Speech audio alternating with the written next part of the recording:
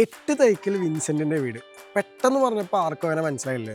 നമ്മുടെ ബിബിൻ ജോർജിന്റെ വീട്ടിലാണ് നമ്മൾ എന്നുള്ളത്. നമ്മൾ ചെറിയൊരു ഹോം ടൂർ ചെയ്യാൻ വന്നേക്കാണ്. അപ്പോൾ ബിബിൻ ചേട്ടൻ കൈ നീട്ടി നമ്മുടെ സകല വാതിലുകൾ നമുക്ക് തുറന്നു തന്നിട്ടുണ്ട്. അപ്പോൾ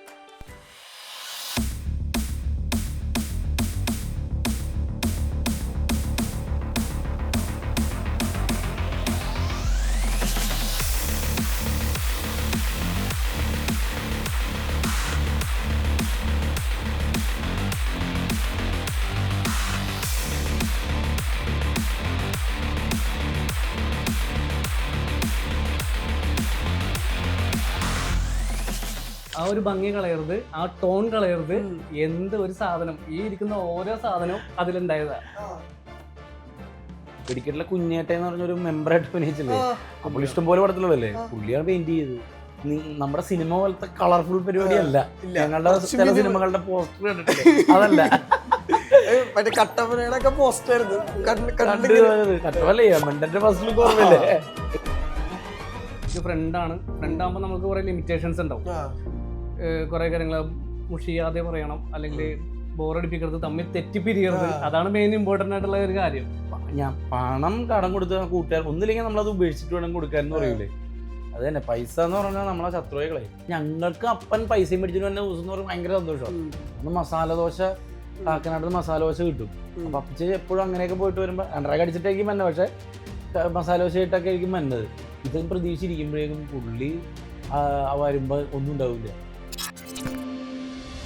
hi hello viewers, welcome to our show Untold with Ajin. ഇന്ന് നമ്മുടെ കൂടെ കുറച്ച് അൺടോൾഡ് സ്റ്റോറീസ് പറയാനുള്ളത്. നമുക്ക് എല്ലാവർക്കും വീട് ഭയങ്കര സ്വപ്നമാണ്. നമുക്ക് ശരിക്കും വീടെന്ന് പറയുമ്പോൾ നമുക്ക് ഭയങ്കര ക്ലോസ് ടു ആയിട്ടുള്ള സ്ഥലമാണ്. അപ്പോൾ ബിബിൻ ജോർജിന്റെ വീടിന്റെ കുറച്ച് വിശേഷങ്ങൾ പങ്കുവയ്ക്കാൻ ബിബിൻ ചേട്ടന്റെ ഉറ്റ ചെങ്ങാതിയും ഈ വീട് ബിബിൻ ചേട്ടനെ ഡിസൈൻ ചെയ്ത് കൊടുത്ത ടെനി ചേട്ടനുമാണുള്ളത്. സോ രണ്ടുപേർക്കും വെൽക്കം. നമസ്കാരം. ഈ സിനിമയിലൊക്കെ വന്നു കഴിഞ്ഞിട്ട് ജസ്റ്റ് ഒരു സ്റ്റാർട്ടിങ് കുറച്ച് കഴിയുമ്പോഴേ നമുക്കൊരു വീട് വെക്കണം എന്നുള്ള തോട്ട് തന്നെ. അത് ഏത് സമയമായിരുന്നു? ഞങ്ങള് കാക്കനാട് നിലമ്പഞ്ഞൂരില് വലിയ കുഴപ്പമില്ലാത്തൊരു വീട്ടിലാണ് താമസിച്ചത്. പിന്നെ അത് കഴിഞ്ഞിട്ട് പെങ്ങന്മാരുടെ കല്യാണമൊക്കെ ആയി കഴിഞ്ഞപ്പോഴേക്കും അത് വിൽക്കേണ്ട അവസ്ഥ വന്നപ്പോൾ ഞങ്ങൾ ഇടയ്ക്കൊന്നത്തേക്ക് മാറി. അവിടെ വളരെ ഒരു 3-4 സെന്റില് ഒരു ചെറിയ ഓടിട്ട വീടായിരുന്നു. അപ്പൊ ആ വീട്ടിന്റെ അവിടെ വെച്ചിട്ടാണ് പിന്നെ അപ്പച്ചന്റെ മരണവും കാര്യങ്ങളൊക്കെ ഇങ്ങനെ നടന്ന്. പിന്നെ അവിടെ നിന്ന് ഞങ്ങള് നീർക്കോടേക്ക് പോയി.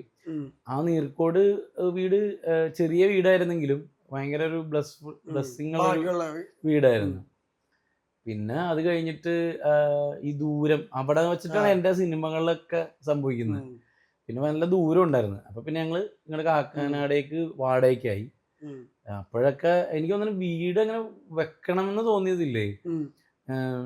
ഞാൻ എല്ലാ കാര്യത്തിലും പെട്ടെന്ന് അഡ്ജസ്റ്റ് ചെയ്യേണ്ട ഒരാളാണ്. എനിക്കങ്ങനെ വലിയ ഡ്രീം മോഹം ഭയങ്കര കാർ എടുക്കണമെന്ന് അങ്ങനെ ആഗ്രഹമില്ലാത്ത. എനിക്ക് സിനിമയിൽ വരണമെന്ന് മാത്രമേ ഉണ്ടായിരുന്നുള്ളൂ അൾട്ടിമേറ്റ് എയിം. അല്ലാതെ എനിക്ക് അങ്ങനെ വീട് വെക്കണം, വലിയ കാറ് അടിക്കണം, അങ്ങനെ ഒന്നും ഉണ്ടാവാത്ത ആളാണ്.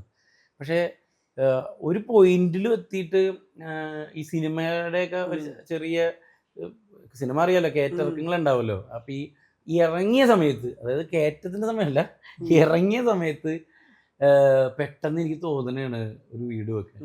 അപ്പം ആ ഇറക്കത്തിൻ്റെ സമയത്ത് എൻ്റെ കയ്യിലും ഫിനാൻഷ്യലും കാര്യങ്ങളൊക്കെ അത്രയൊക്കെ തന്നെ ഉള്ളൂ. അപ്പോൾ ഈ സ്ഥലം നേരത്തെ ഏമണ്ടൻ പ്രേമകഥ കഴിഞ്ഞ സമയത്ത് അതിൻ്റെ ഒരു ചെറിയൊരു ലാഭവിഹിതം നമുക്ക് ആൻഡോ ചേട്ടൻ തന്നിട്ടുണ്ടായിരുന്നു. അപ്പോൾ അന്ന് മേടിച്ചിട്ട സ്ഥലമായിരുന്നു ഇത്.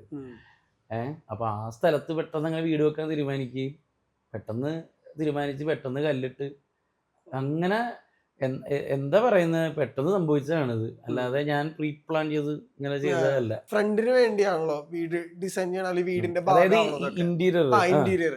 ശരിക്കും അതെങ്ങനെയാ? ഒരേ സമയം സുഹൃത്താണ്, പ്രൊഫഷനും ആണല്ലോ.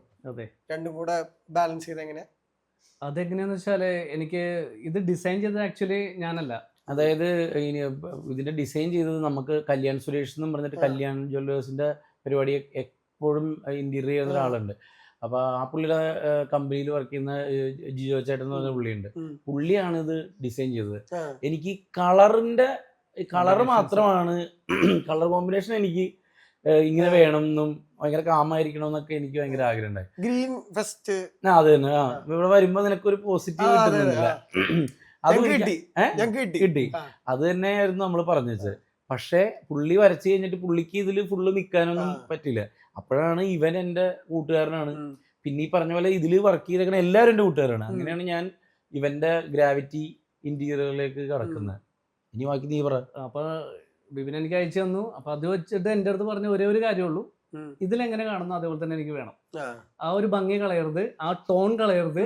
എന്ത് ഒരു സാധനം, ഈ ഇരിക്കുന്ന ഓരോ സാധനവും അതിലുണ്ടായതാ. ആ ഒരു 3D വ്യൂവില് ഇതിലിരിക്കുന്ന ഓരോ സാധനങ്ങളും ആ 3D വ്യൂവിലുള്ളതാ. അത് അങ്ങനെ തന്നെ ഇവിടെ വേണം എന്ന് മാത്രമേ പറഞ്ഞിട്ടുള്ളൂ. കൊക്കാണെങ്കിൽ കൊക്ക്, ഞാൻ ഇവനെ പറഞ്ഞില്ലെങ്കിൽ നിനക്ക് കൊക്കിന് ചെയ്യണ്ടാവല്ലോ എന്ന് പറഞ്ഞു. ചെറിയ കൊക്കാണെങ്കിൽ കൊക്കാണെങ്കിലും എല്ലാ സാധനങ്ങളും ഇവിടെ ഓൾമോസ്റ്റ് ഒരു 95% അതുപോലെ തന്നെ നമുക്ക് എക്സിക്യൂട്ട് ചെയ്യാൻ സാധിച്ചിട്ടുണ്ട്. പിന്നെ കുറച്ചൊക്കെ നമുക്ക് കോംപ്രമൈസ് ചെയ്യേണ്ട ചില മേഖലകൾ വന്നിട്ടുണ്ട് അതിൽ. പക്ഷെ അതെല്ലാം കൂടെ നിന്നുകൊണ്ട് വിപിനെ എന്ന് വെച്ചാല് എന്ത് കാര്യത്തിനും പോസിറ്റീവായിട്ട് പറയുന്ന ആളാ. ഞാനൊരു നെഗറ്റീവ് പറഞ്ഞാൽ പോലും വിപിൻ പറയും നീ നെഗറ്റീവ് പറയരുത്, അത് നമുക്ക് പോസിറ്റീവ് ആക്കി അത് ചെയ്യണം എന്നുള്ള രീതിയിൽ പറയണേ. ഒത്തിരി തടസ്സങ്ങൾ എന്ന് പറയുന്ന സംഭവം ഈ വീടിനെ സംബന്ധിച്ചിടത്ത് ഉണ്ടായിട്ടില്ല. അതാണ് ഈ വീടിന്റെ ഏറ്റവും വലിയൊരു പ്രത്യേകത കാണുന്നത്. കാരണം എന്ന് വെച്ചാൽ ഞാൻ ഇന്റീരിയർ ചെയ്യാനായിട്ട് എന്നെ ഏൽപ്പിച്ച സമയത്ത് ഈ വീടിന്റെ ഓൾ ഇൻ ഓൾ ആയിട്ട് ഒരാളുണ്ടായിരുന്നു, ജോഷി ചേട്ടൻ. ഞങ്ങളുടെയൊക്കെ ഇന്റിമേറ്റ് ഫ്രണ്ടാണ്. നേരത്തെ പോയില്ലേ ജോഷി ചേട്ടൻ. അപ്പൊ ജോഷി ചേട്ടനാണ് എല്ലാം നോക്കിക്കൊണ്ടിരുന്നത്. അപ്പൊ എല്ലാ കാര്യത്തിനും ഓടിക്കൊണ്ടിരിക്കുമ്പോഴും ഒരു തടസ്സം ഉണ്ടാകുന്നതിന് മുമ്പേ തന്നെ തടസ്സങ്ങൾ മാറ്റിക്കൊണ്ടാണ് ഈ കംപ്ലീറ്റ് വീട് തീർത്തത്.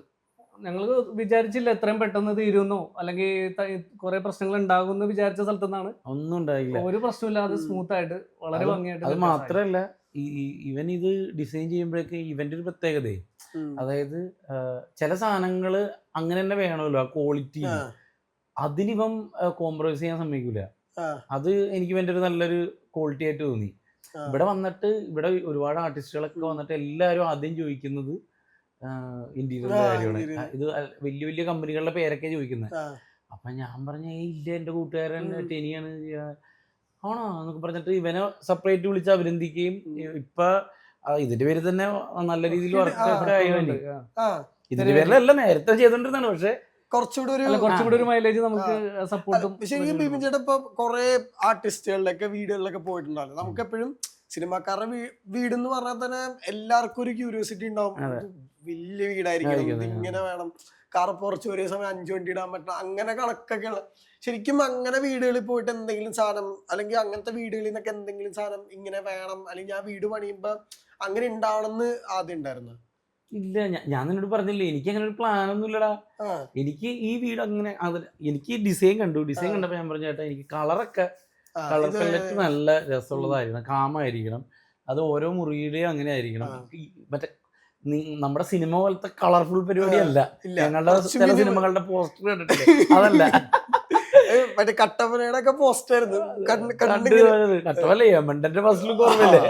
എനിക്ക് ആകെ ആഗ്രഹം ഉണ്ടായിരുന്നത് ഈ പറഞ്ഞ പോലെ ഇന്റീരിയർ നന്നായിരിക്കണമെന്ന്, 2 ഈ വീട്ടില് ഹോം തിയേറ്റർ വേണമെന്നുള്ള ഒരു അഭിപ്രായം മാത്രമേ ഞാൻ പറഞ്ഞിട്ടുള്ളൂ അല്ലെ. പിന്നെ ഞാൻ വേറെ എന്തെങ്കിലും അഭിപ്രായം പറഞ്ഞില്ല. ഹോം തിയേറ്റർ ഉണ്ട്, സിനിമ കാണാറുണ്ട്, പിന്നെ മിക്ക ദിവസം കാണാറുണ്ട്. തിയേറ്ററിലായിരുന്നു ഈ എന്താ പറഞ്ഞ ഇവിടെ വന്ന എല്ലാ ആർട്ടിസ്റ്റുകളായിട്ട് വിപിൻ കമ്മ്യൂണിക്കേറ്റ് ചെയ്ത ഏരിയ അത് തന്നെയായിരുന്നു. എല്ലാരെയും കൊണ്ടേ കാണിച്ചതും ഏരിയ അത് തന്നെയാണ്.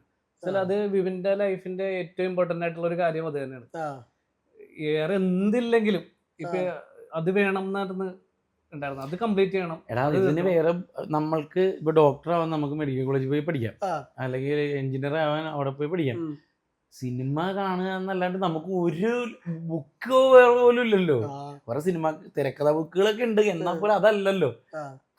ഞാനൊന്നും ഇന്നൊരു തിരക്കഥ പുസ്തകം പോലും ഞാൻ വായിച്ചിട്ടില്ല, ഇംഗ്ലീഷിൽ പ്രത്യേകിച്ച് ഒന്നും വായിച്ചിട്ടില്ല. പക്ഷെ സിനിമകൾ കാണൽ മാത്രമേ ഉള്ളൂ നമ്മളുടെ ഒക്കെ ലേണിംഗ് വിശ്വസിക്കുന്നു. അത് ഹോം തിയേറ്ററായി. അത് ഹോം തിയേറ്റർ ഗംഭീരമായിട്ടാണ് രാഹുൽ എന്ന് പറഞ്ഞിട്ട് ഒരു ചെയ്തു തന്നത്. ഗംഭീര ഹോം തിയേറ്ററാണ്. എന്നുവെച്ചാല് ചെറുതാണ്, നീ ഇവിടുത്തെ പ്രത്യേകിച്ചാ എല്ലാം ചെറിയതാണ്, അല്ലാണ്ട് വലിയ വീടോ കാര്യമല്ലല്ലോ. അത് എല്ലാം നമുക്ക് ഒതുങ്ങിയ വീടാണ്, ഒതുങ്ങിയ ഹോം തിയേറ്റർ. നിനക്ക് മുകളിൽ വരുമ്പോ മനസ്സിലാവും.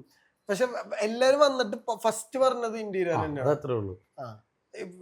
കാരണം ഒരു പോസിറ്റീവായിട്ട് തന്നെ എല്ലാവരും പറഞ്ഞത്. കാരണം വെച്ചാൽ നമ്മൾ ഒത്തിരി വീടുകൾ ചെയ്തിട്ടുണ്ട്. ഇപ്പൊ വിഷ്ണു ഉണ്ണികൃഷ്ണന്റെ ചെയ്തിട്ടുണ്ട്, അങ്ങനെ കുറച്ച് പേര് ചെയ്തിട്ടുണ്ട്, സെലിബ്രിറ്റീസിന്റെ ചെയ്തിട്ടുണ്ട്, കുറച്ച് അങ്ങനെ ചെയ്തേക്കണ വർക്കുകൾ. 2 സെപ്പറേറ്റ് എടുത്ത് പറഞ്ഞാൽ എന്താ, വിഷ്ണു ഉണ്ണികൃഷ്ണൻ്റെ ചെയ്തിട്ടുണ്ട്. സെലിബ്രിറ്റി സഭ അവനെ നീ അതിൽ പെടുത്തിയിട്ടില്ലേ?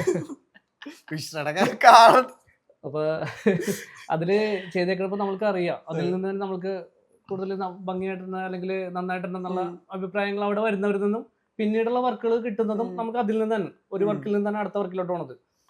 അപ്പൊ അതിനേക്കാളും കൂടുതലായിട്ട് എനിക്ക് പറയാന്ന് വെച്ചാൽ വിപിന്റെ വീട് ചെയ്തതിന് ശേഷമാണ് കൂടുതൽ എൻക്വയറീസും പിന്നെ അതുപോലെ തന്നെ കുറച്ച് ഇത്ര അധികം ആൾക്കാർ വിളിച്ചിട്ട് നന്നായിട്ടുണ്ട് എന്ന് പറഞ്ഞതും ഈ വീട് ചെയ്തതിന് ശേഷമാണ്. ഈ ബഡ്ജറ്റ് കൺസേൺ ഉണ്ടായിരുന്ന ഫസ്റ്റ് തൊട്ടേ? ലോൺ ഉണ്ട് ഇതില്, എന്തായാലും ലോൺ എടുത്തിട്ടുണ്ട്. പക്ഷേ ബഡ്ജറ്റ് എത്രയാന്നുള്ളത് ഞങ്ങൾ ഇപ്പോഴും കറക്റ്റ് കാൽക്കുലേറ്റ് ചെയ്തിട്ടില്ല.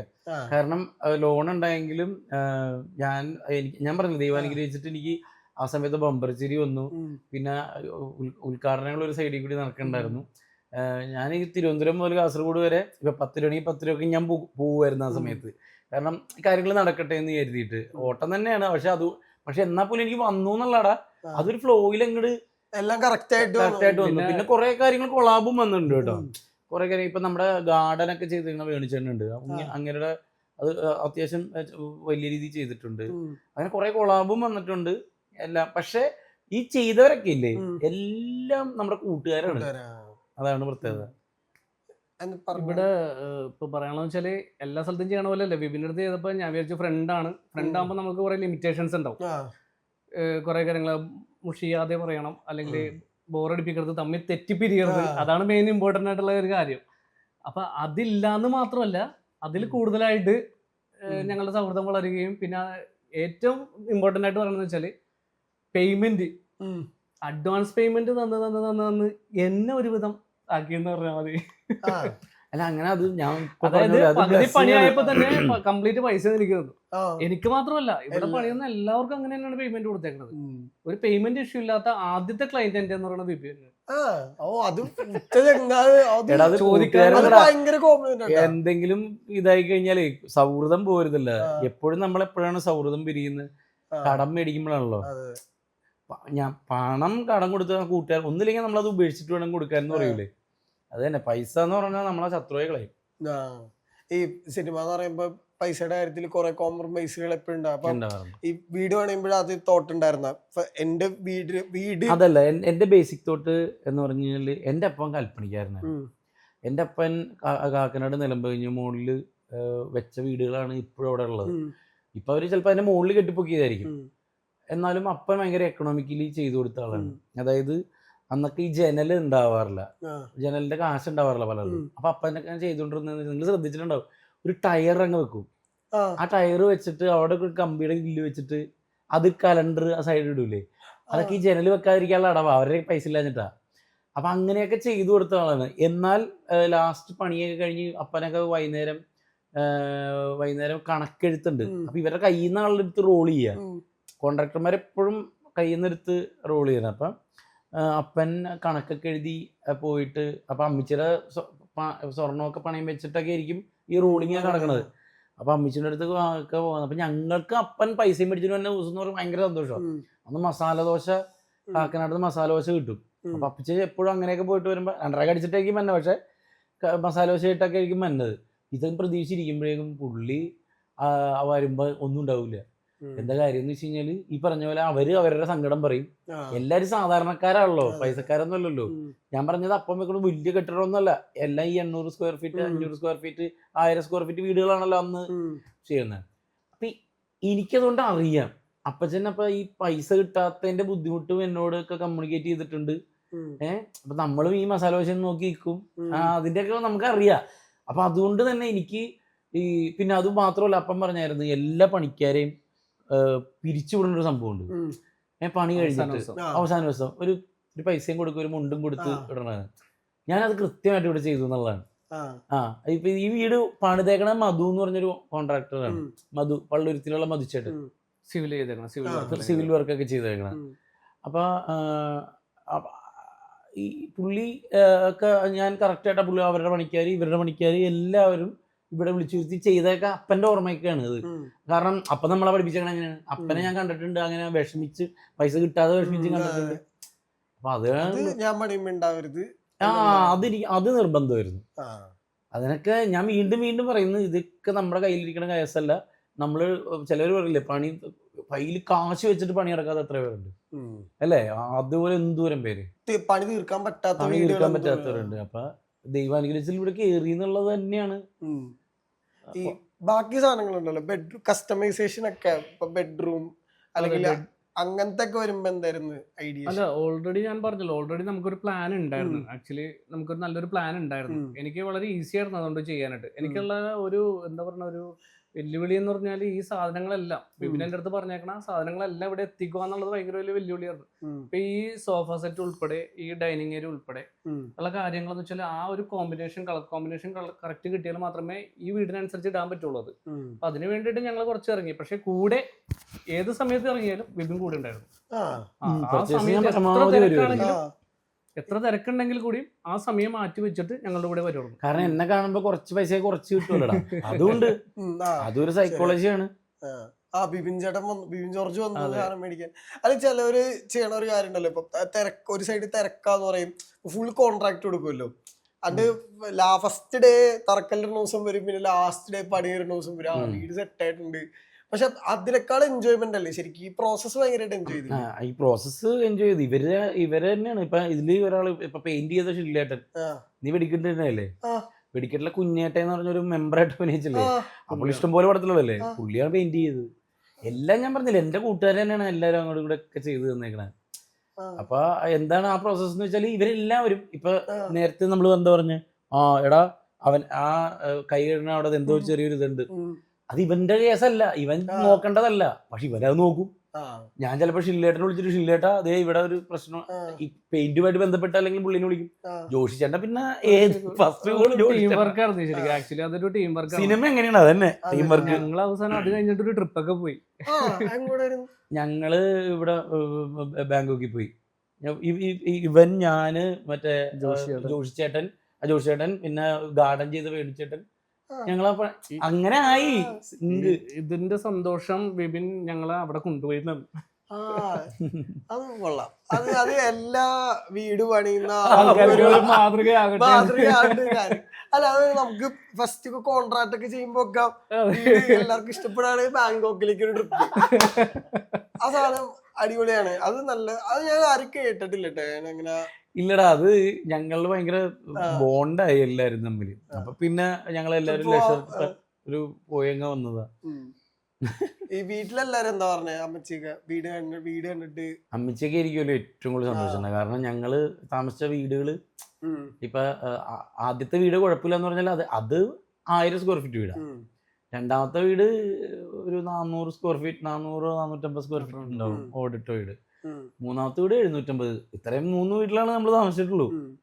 അപ്പൊ അത് വെച്ച് നോക്കുമ്പോ നമുക്ക് ഈ പറഞ്ഞ പോലെ ഇത് 10,000-2,500 സ്ക്വയർ ഫീറ്റ് വീടുണ്ട്. ഇത് ഞങ്ങൾക്ക് ഇതൊക്കെ വലിയ കാര്യമാണ്.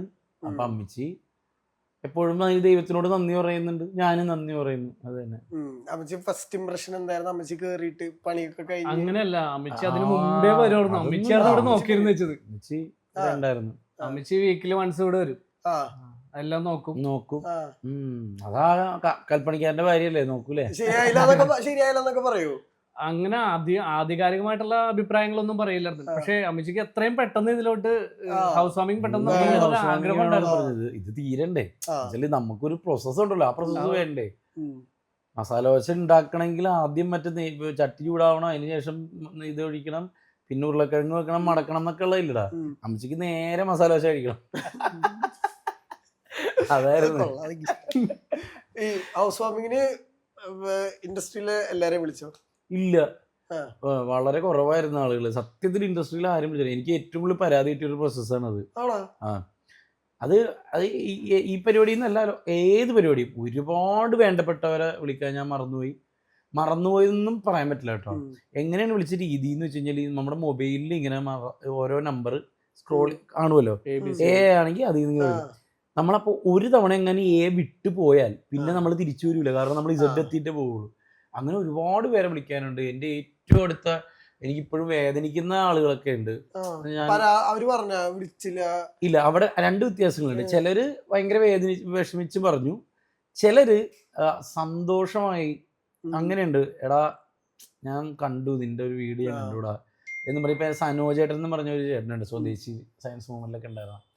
അങ്ങേര് എനിക്ക് മെസ്സേജ് അയച്ചു. അപ്പം ഞാൻ കരഞ്ഞുകൊണ്ട് വിളിച്ചു ഞാൻ പുള്ളീനെ, ചേട്ടാ എനിക്ക് ഭയങ്കര സങ്കടമായി എന്നൊക്കെ. അപ്പോൾ പുള്ളി പറഞ്ഞു, എനിക്ക് ഒരു പരാതിയില്ല, നീ എന്നെ ഞാൻ എങ്ങനെ കണ്ടതാ, എല്ലാവരും എൻ്റെ സ്ട്രഗിളും കണ്ടവരാണല്ലോ. സലീമേട്ടൻ അറിയാലോ, സലീമേട്ടൻ അങ്ങനെ അധികം പരിപാടിക്കൊന്നും പോകത്തുള്ളൂ. സലീമേട്ടൻ അതെ അതെ. ഇതിപ്പോ ഇങ്ങനെ ഓരോരുത്തർ പറഞ്ഞു കഴിഞ്ഞാൽ വന്ന ആളുകളെ നമ്മൾ ഇൻസൾട്ട് ചെയ്യുന്ന പോലെ ഇരിക്കും. അതുകൊണ്ട് ഞാൻ ഓരോരുത്തരെ പറയുള്ള. പക്ഷെ എന്നെ ഞെട്ടിച്ച് കളഞ്ഞൊരു വരവുണ്ടായി. സായികുമാരേട്ടൻ ബിന്ദു ചേച്ചി. പക്ഷെ എന്റെ ദൈവമേ, അത് വന്ന എന്താ ഞെട്ടിച്ചെന്ന് ചോദിക്കുന്നേ. ഞാൻ അവരെ ലിറ്ററലി ഞാൻ അങ്ങോട്ട് ഇത് ചെയ്തല്ല. അമ്മയുടെ ഇത് വെച്ചിട്ട് സായി ചേട്ടൻ എന്നോട് ചോദിച്ചു, എന്തോ ഭക്ഷണത്തിന്റെ ഇവിടെ എന്തോ വീഡിയോ കണ്ടിട്ട് എന്നോട് ചോദിച്ചു, എന്തായാലും ഞാൻ നമ്മളെ ഒന്നും ബുക്കില്ല. അപ്പം ഞാൻ പറഞ്ഞാൽ പെരതാമസം കൊണ്ട് ഞാൻ വിളിച്ചാൽ വരുമോ, പിന്നെ വരുമെന്ന് പറഞ്ഞു. ഞാൻ പക്ഷെ എനിക്ക് സായി ചേട്ടനൊക്കെ അത്രയും ഒരു ലെജൻഡ് ആക്ടറാണ്. ബിന്ദു ചേച്ചിയായിട്ട് എനിക്ക് മാർഗംകളിയിൽ ഒരു പരിചയം ഉണ്ടെന്നുള്ളൂ. എന്നാലും ഞങ്ങളൊരു റെഗുലർ കോണ്ടാക്ട് വെക്കുന്ന ഒന്നുമല്ല. പക്ഷെ അവര് ഞെട്ടിച്ചുകൊണ്ട് വന്നു എന്നുള്ളതാണ്. എന്നിട്ട് എനിക്ക് ഒരു മറ്റേ പുൽക്കൂടിന്റെ ഗിഫ്റ്റും തന്നത്. ആ പുൽക്കൂടെ പുറത്തിരിക്കണം, ആ ക്രിപ്പ് സെറ്റ്. അത് എനിക്ക് എന്താന്ന് പറയുക, എനിക്ക് ഒന്ന് സഹായിച്ചേട്ടൻ ഭയങ്കര. രണ്ടുപേരെയും രണ്ട് ലെജൻഡറി ആക്ടറുകളാണ്. അത് ഹ്യൂമറും ചെയ്യും, ഓൾറൗണ്ടേഴ്സ് ആണ് അവർ രണ്ടുപേരും കൂടി. എത്ര നേരം ഇവിടെ വന്നിരുന്നു എന്ന് പറയും. എനിക്കത് ഒരിക്കലും മറക്കാൻ പറ്റില്ല. ഇനി എന്താ അടുത്ത വീടും പരിപാടിയൊക്കെ നടന്നുകൊണ്ടിരിക്കുന്നു. ഇപ്പൊ അതിന് ശേഷം ഞങ്ങൾ ചെയ്തത് നമ്മളുടെ വല്ലാർപാടം ക്യാമറാമാൻ ആൽബി ചായനില്ലേ. ആൽബി ചായൻ എന്ന് പറഞ്ഞു കഴിഞ്ഞാൽ ഇപ്പൊ എടുത്തു പറയാനാണെങ്കിൽ നമ്മളുടെ ഹണീബിയുടെ ഒക്കെ ക്യാമറ പുള്ളിയുടെ വീട്ടിൽ വർക്ക് കിട്ടി. നമ്മള് ഇന്റീരിയറും എക്സ്റ്റീരിയറും ചെയ്യുന്നുണ്ട് ഞങ്ങൾ. അവിടെ എക്സ്റ്റീരിയർ വർക്കാണ് കൂടുതലും ചെയ്തിട്ടുണ്ട്. നിങ്ങളപ്പോ എങ്ങനെ പരിചയപ്പെടുന്നത് വിപിൻ ആക്ച്വലി എമ്മണ്ടൻ പ്രേമകഥയുടെ സ്ക്രിപ്റ്റ് എഴുതാൻ വേണ്ടിയിട്ട് ഒരു വീട് അന്വേഷിച്ച് വന്നതാണ്. അങ്ങനെയാണ് ആദ്യമായിട്ട്. എന്റെ വീട് വരാപ്പുഴയില. അപ്പൊ അവിടെ വന്നതാണ്. അപ്പൊ അവിടെ എന്റെ ഒരു ഫ്രണ്ട് അതിന്റെ പരിസരം തന്നെയാണ്. പരിസരം തന്നെ അവിടെ തന്നെയാണ്. അങ്ങനെയാണ് ഞാൻ ഫസ്റ്റ് വിപിനെ കാണുന്നത്. വിപിൻ ആ ഒരു വീട് എന്റെ ചേട്ടന്റെ വീട്ടിലിരുന്നാണ് അവർ എഴുതിയത്. അപ്പൊ ആ ചേട്ടന്റെ വീട് കാണാൻ വേണ്ടി വന്നതാ. ലിൻസൺ എന്നാണ് പേര്. പുള്ളി KCB വർക്ക് ചെയ്യുന്നത്. അപ്പൊ പുള്ളിയുടെ വീട്ടിലിരുന്നാണ് എഴുതിയത്. അപ്പൊ വിപിൻ ആ വീട് കാണാൻ വന്നു. അന്ന് തന്നെ അത് കൺഫേം. അവിടെ ഇരുന്ന് തന്നെയാണ് ഡയമണ്ട് പ്രേമകഥ, മാർഗംകളി, ബോംബ് കഥ അല്ലേ ലാസ്റ്റ് മറ്റേ എഴുതിയത്. ലാലേട്ടൻ സ്ക്രിപ്റ്റ് അത് വന്നിട്ടില്ലല്ലോ. ഇത്രേ മലയാള സിനിമയുടെ ഒരു ഭാഗ്യവീട അല്ല, എഴുതിയതൊക്കെ കുഴപ്പമില്ലായിരുന്നു. എഴുതിയതൊക്കെ അത്യാവശ്യം നന്നായി പോയി. മലയാള സിനിമയുടെ ഒരു ഇപ്പൊ എന്ന വീട് ഇപ്പൊ ആരെങ്കിലും എഴുതണ്ട. അതിനുശേഷം നമ്മളുടെ ജാനമൻ എഴുതാൻ വേണ്ടിട്ട് ആ വീട് ചോദിച്ചു വന്നതാ. അദ്ദേഹം അങ്ങനെ കൊടുക്കുന്ന ആളല്ല. ലിൻസൺ ചേട്ടൻ അങ്ങനെ കൊടുക്കുന്ന ആളല്ല. പുള്ളി എല്ലാവർക്കും കൊടുക്കുകയില്ല. പുള്ളിക്ക് എന്നെ വിഷ്ണുവിനെ എന്തോ ഇഷ്ടപ്പെട്ടു. ചേച്ചിക്ക് ഭയങ്കര കാര്യമായി. അതാണ് ലിൻസൺ ചേട്ടൻ്റെ വൈഫുണ്ട്, ദിവ്യ ചേച്ചി ടീച്ചറാ. അപ്പൊ വിപിൻ അന്ന് ക്യാമറയുടെ മുന്നിലേക്ക് വന്നിട്ടില്ല. സ്ക്രിപ്റ്റ് റൈറ്റിംഗ് മാത്രമായിട്ട് നിൽക്കുന്ന സമയം, വിഷമ സമയോ എങ്ങനെയാലും വന്നിട്ടില്ല. എനിക്ക് തോന്നുന്നു മറ്റേ ഷൂട്ട് കഴിഞ്ഞിട്ടുള്ളൂ മാത്രമേ ഉള്ളൂ. ഏതിന്റെ റോൾ മോഡൽ അല്ല, കഴിഞ്ഞിട്ടൊന്നുമില്ല, അവിടെ വെച്ചിട്ടാണ്. അപ്പൊ ആ സമയത്താണ് വന്നേക്കണത്. അപ്പൊ വിപിൻ വിഷ്ണു ആണ് മറ്റേതൊക്കെ സ്ക്രിപ്റ്റ് ചെയ്തേക്കണെന്ന് അറിയാം. കട്ടപ്പനയും അപ്പൊ അവര് അടുത്ത എഴുതാൻ വേണ്ടി വരുന്നു മാത്രമേ ഉള്ളൂ. വിഷ്ണുവിന്റെ കൈ ഒടിഞ്ഞിരിക്കുന്ന സമയടാ ആ സമയം. ഇപ്പൊ ചേട്ടനോട് ഇത് നേരത്തെ പറഞ്ഞിട്ടില്ല. ചേട്ടനോട് വീട്ടിലുണ്ടെന്ന് മാത്രമേ എനിക്ക് അറിയാൻ പാടുള്ളൂ. ചേട്ടന് വീട്ടില് ആദ്യം ബിബിൻ ഇതുപോലെ വന്നിരിക്കാൻ നടത്തന്നെ. ചേച്ചി ഫസ്റ്റ് കാണുമ്പോ ബിബിൻ ജോർജ് അല്ലേ എന്ന് പറഞ്ഞിട്ടാണ് വരുന്നത്. അപ്പൊ എനിക്കൊന്ന് സ്വർഗം കിട്ടിയല്ലേ. കാരണം എന്നൊരു മനുഷ്യൻ തിരിച്ചറിയാത്ത സമയമാണ്. എങ്ങനെയെങ്കിലും ഒന്ന് മുഖം കാണിച്ചാൽ എന്ന് പറഞ്ഞ. പക്ഷെ പുള്ളിക്കാരത്തി സിനിമയൊക്കെ ഫോളോ ചെയ്യുന്നോണ്ടേ കറക്റ്റ് ആയിട്ട് പേര് ഇത് പറഞ്ഞപ്പോഴത്തേക്കും വിപിൻ ഭയങ്കര ഹാപ്പിയാണ്.